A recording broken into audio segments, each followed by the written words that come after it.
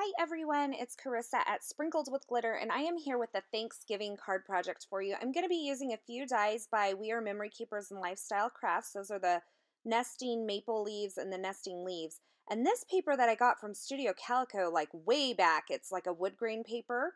I'm also going to be using this happy die from Studio Calico and Paper Sushi, and then this Essential Greetings stamp set by Simon Says Stamp.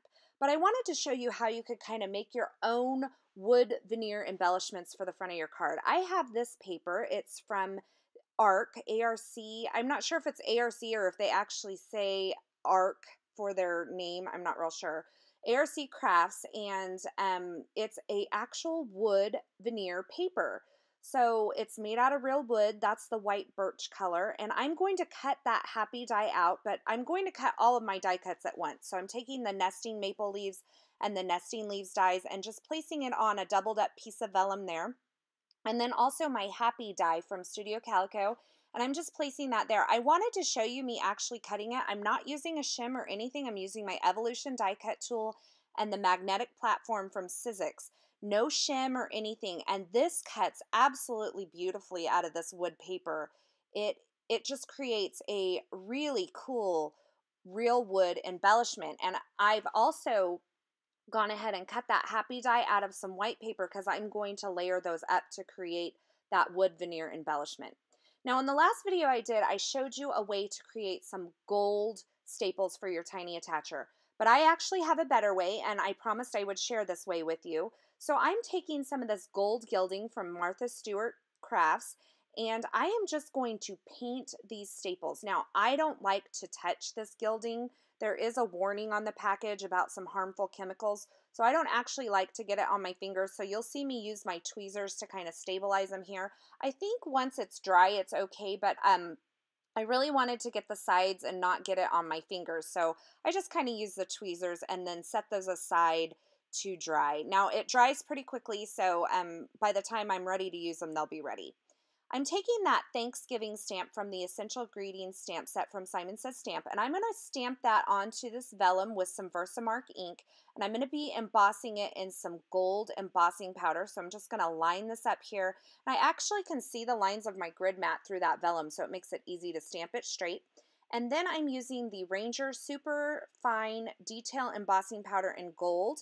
And this really did, this is the first time I've used it, it really did emboss beautifully. And so I thought I'd show you kind of changing it right there. And I love embossing. It's so awesome. And on vellum, it's really my favorite. Now, I was inspired to create these vellum leaves by a project I saw over on the Studio Calico site. It's by Leah Lawson, and I'll link it over on my blog. But I wanted to create some colored vellum leaves. So I'm just taking my vellum leaves that I cut out of vellum, and I'm coloring them with some different colors of Copic markers. Now, when you're doing this, you want to choose some really dark, bold colors, because when you flip it over, I'm not actually going to use the side I color on, I'm going to use the opposite side. When you flip it over, it loses some of its intensity. And then this tip I got from Jennifer McGuire. You can clean up your craft sheet and your hands with a little alcohol swab, but I showed you the brand because I didn't want you to think that I stole them from the hospital that I work at. I actually bought those at Target, and they were really cheap, like $1 or $2 for 100 of them. So, and they're good to have around your house, by the way, for cleaning up things.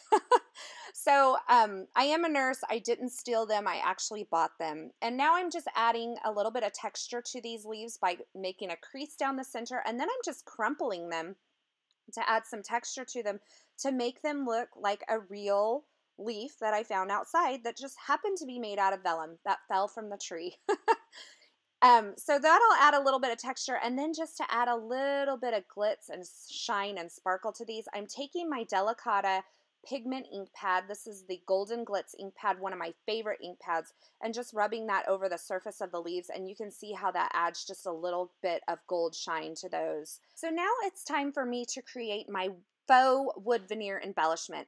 And so I'm just taking those white die cuts and just adding some dots of Tombow mono adhesive all over those, and I'm just stacking up those on top of each other. So I took 4 of the white die cuts and glued them all together, and then when I got to the top, I added some more dots of glue and added that wood cutout right on top of it.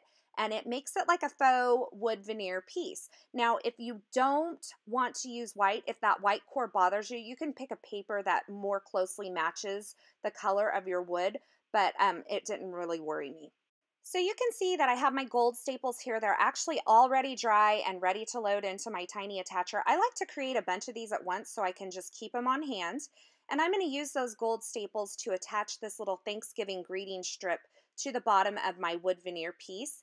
And I'm just going to use a little dot of Tombow Mono Multi-Glue to kind of hold the tail end of that down because it's wanting to flip up on me. Now, to attach the leaves to the back of this wood veneer piece, I'm just using some tiny rolled up glue dots. And this allowed me to kind of look at it from the front and really attach these where I really wanted them to be and kind of arrange them really nicely. So I found out that that was actually the best way, even though at the beginning of this I didn't know how I was going to attach this. Now I went ahead and attached the whole piece, the leaves, the die cut piece, and the sentiment all to the front of this wood grain piece of paper using some multi-matte medium from Ranger. And I just used a acrylic block to kind of hold that down and really get it attached there. But then I decided that I wanted to add some gold floss. So I actually pulled that up before it completely dried. And you can see I kind of ruined my paper there, but it's okay. Once I attach it back, you're not going to see it. So I just took this soft gold thread from DMC and just created some large loops out of it with my fingers. And then I used some rolled up glue dots on the back to kind of smush this and attach it. And the nice thing about it was I can kind of put them in strategic places so that I can keep my loops where I really wanted to. And then I added some more rolled up glue dots to attach this back to the front of my wood grain piece as well. To finish the card off, I attached it to a craft card base from the Hero Arts craft cardstock, and I matted that front wood grain piece with a little more of that wood grain paper or that actual wood paper from ARC Crafts. I've included links to all the products used in this project in the description at YouTube, as well as over at my blog at sprinkledwithglitter.com. Thanks for stopping by today, and I hope you have a fabulous day.